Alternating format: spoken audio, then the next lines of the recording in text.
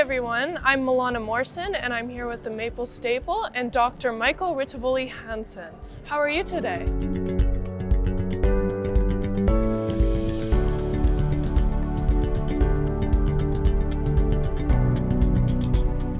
I am born in Romania and educated there. I was taught Marxism from A to Z.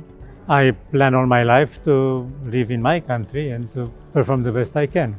Once I got to the medical school, I was really very motivated, involved in everything I was doing. I was doing medical research. I did a lot of new dental procedures I never did since. Supposed to be a successful life. I became a specialist really early, and because of my activities, I was promoted chief of dental service of a certain area. But then I realized that my life is over. In communism, you do only the communist government asks you to do, nothing else, nothing more, nothing less. I mean, less you can do less, and everybody does less. Why? Because everybody pays the same, no matter if they do or they don't do anything.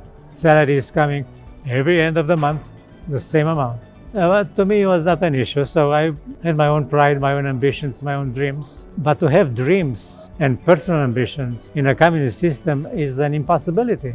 I mean, you can have the dreams, but you cannot fulfill any. Why? Because you depend on government funding, you depend on availability, you depend on everything. It's only one provider of everything in the communist system, which is the communist government. And it seems like I was kind of suspicious character for them. Even if I was very proficient professionally, I have a lot of doubts about the accuracy of their beliefs. So I was on shaky ground on this point of view. So when I figured out that my life is over, I cannot do anything beyond what I already did at that point, which is I was only 30 years old, I said, well, this is not the place to be. I want more for my life. This is just going and spending my time 8 hours a day in my office, doing something or doing nothing, or it doesn't matter. So this is when I became a dissident. It was an international opportunity, thanks to President Carter, asking for human rights. At the end of the Second World War, the borders between East and West were not defined. And in order to solve this problem, to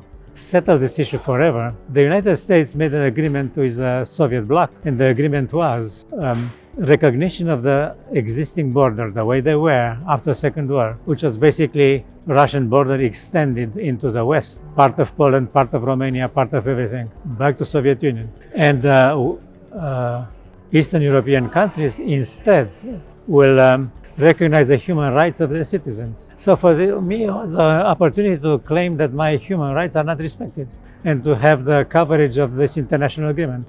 And this is why I'm free here, because otherwise they will kill me by now. So I asked for human rights. I wrote a letter which was very well written, which means very well documented. It was nothing I wrote over there, it was false or subjective.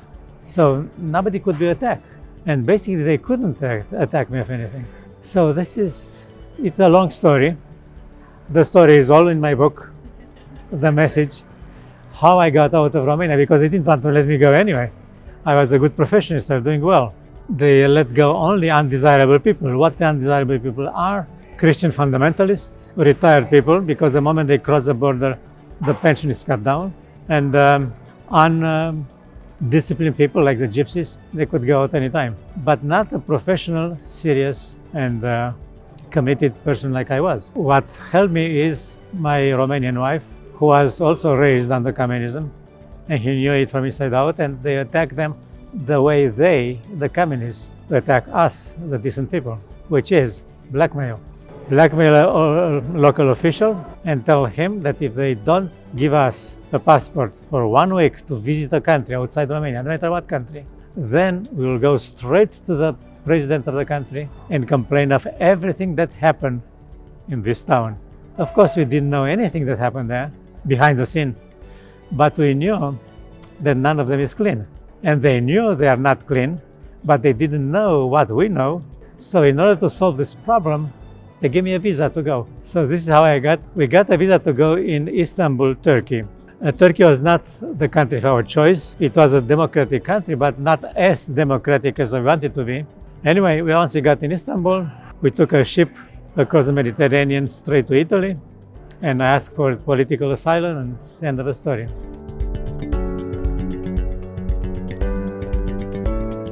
The book is, I got this idea about the book only after leaving the United States for a while.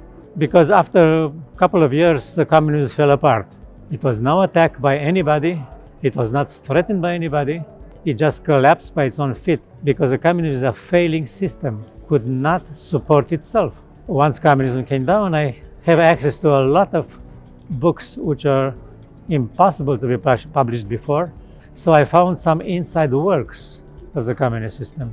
Among these inside works was when the Soviet Union promised, according to the peace agreement, to offer free democratic elections to the country in the Eastern Europe, giving to them a sphere of influence. By the way, sphere of influence means one thing for the Western democracy, it means another thing for the Soviet Union. For them, sphere of influence means being given to them as a colonial domain.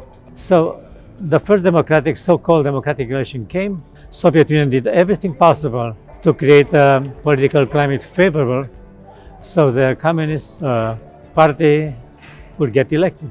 And they were so confident they will succeed that they promised the next day after the election, the results will be made public right away, no shenanigans, no behind-the-scenes works, straightforward, all right?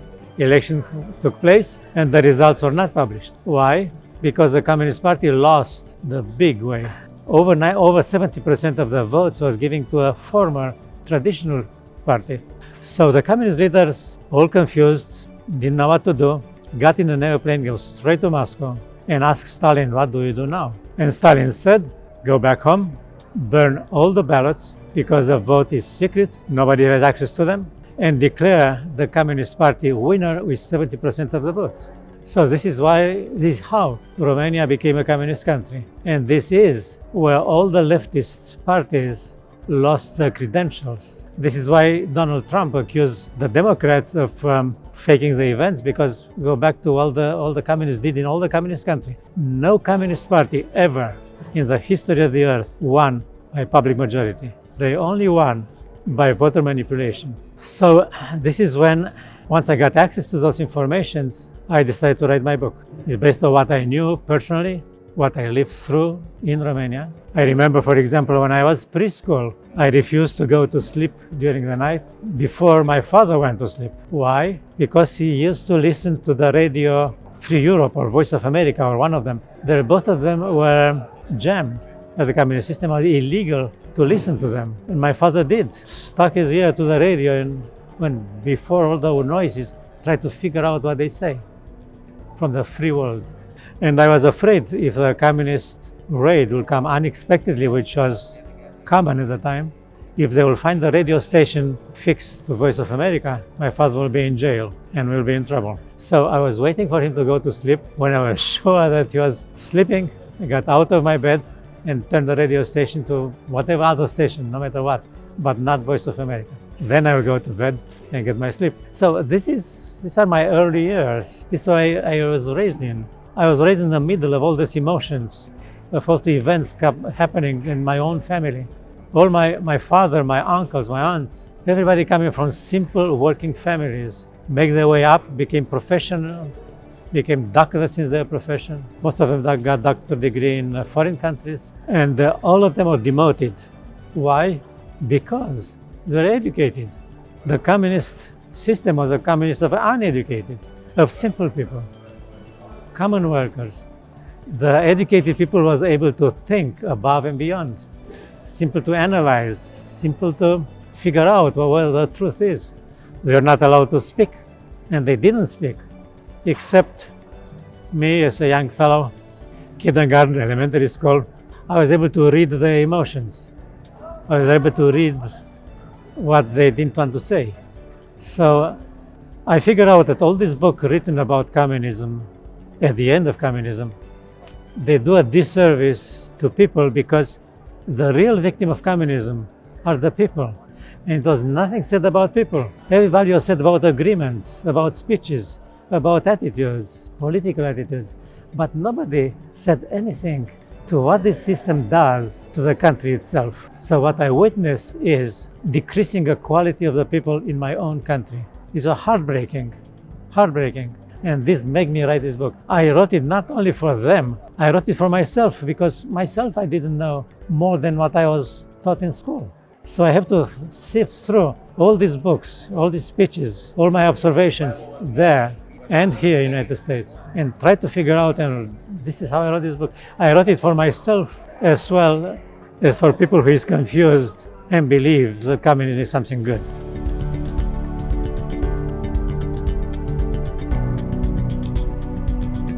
Yes, increasingly I believe that is my purpose because I have to say something which so far nobody else said.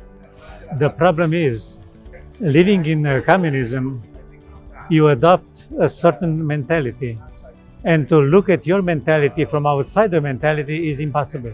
So it took a big effort for me to do that. It took a lot of time, took years. And I thought this is my purpose, what I'm supposed to do. It was my duty toward myself, first and foremost, and for the people in general. I don't know what people in general has to do. I don't know how much they are going to believe me and how much they are going to take from it. But for me, is my own life, is a purpose of life, is my answer to why we are living. Why do we have this life? What it is a life for? And the life purpose, in my opinion, right now, is to figure the truth, the meaning behind everything there is. So my book is all about meanings. And my next book, which I was just submitted to a company to be published, is more dedicated to meanings.